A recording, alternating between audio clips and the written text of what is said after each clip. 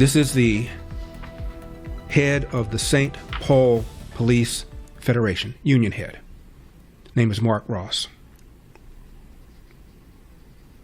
Says that if his department had been allowed to cooperate with ICE and Border Patrol, the 2 deaths never would have happened.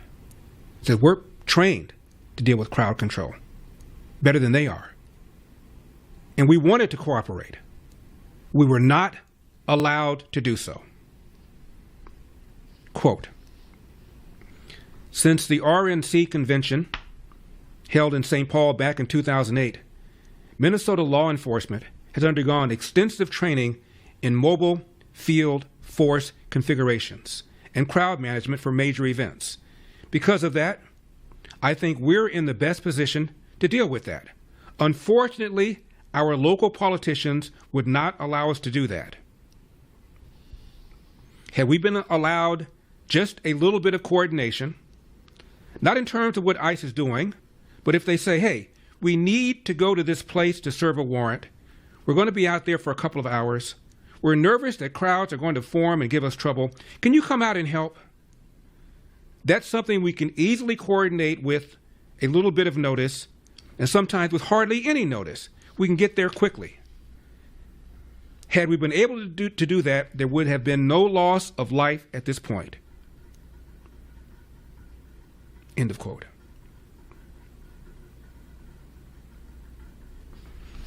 He also said this, St. Paul Police Union leader, quote, Border Patrol agents don't usually work in an environment like this, in large urban communities with crowds like that.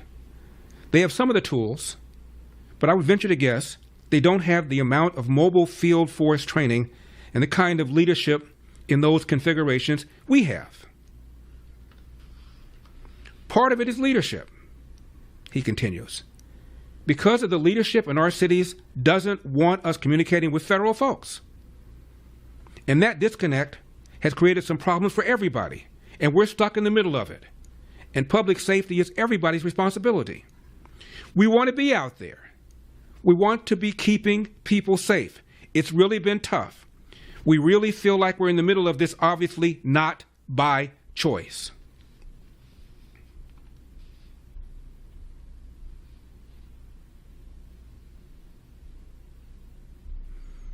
End of quote. So here you have police union leaders saying, hey, if we'd been allowed to coordinate with ICE, with Customs Patrol, this wouldn't have happened. We weren't allowed to. Here you have this guy who said during the Obama administration, quote, all the sanctuary cities, including mine, cooperated fully with ICE and Homeland. They even gave us a list of all the undocumented kids my agency had, and then ICE came and got them. Politicians, he said, pick and choose who to work with, who they don't want to work with. Now, this is an article from the Los Angeles Times yesterday, which I read so you don't have to. Headline, ICE has lost the public trust. Maybe for good, headline.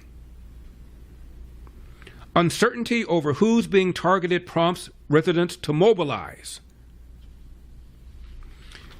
Let's read you the first 4 paragraphs of this article, if I may. Again, it's the LA Times yesterday. The ICE officers descended on Compton, targeting immigrants convicted of theft, child abuse, and selling drugs. There were no protesters, no whistles alerting targets to the officers' presence, no face masks. In some cases, get this, residents opened their doors to let the officers inside their homes. One man thanked them for not arresting him in front of his children. The LA operation netted 162 arrests, says the LA Times, including a Mexican national convicted of rape and a Salvadoran national convicted of voluntary manslaughter. ICE said almost 90% of the people arrested had criminal convictions. This was June 2018, more than a year into Donald Trump's first term as president. 7 years later, carrying out the same operation, writes the LA Times, seems almost impossible without drawing angry crowds and requiring multiple officers to attain sometimes just a single target. Increasingly, it says immigrants with no criminal records and even legal residents and U.S. citizens found themselves stopped and sometimes arrested, close quote. I just now told you. The percentage of those with criminal records was actually lower under Obama than under Trump. For full shows, live and on demand, it's Salem News Channel.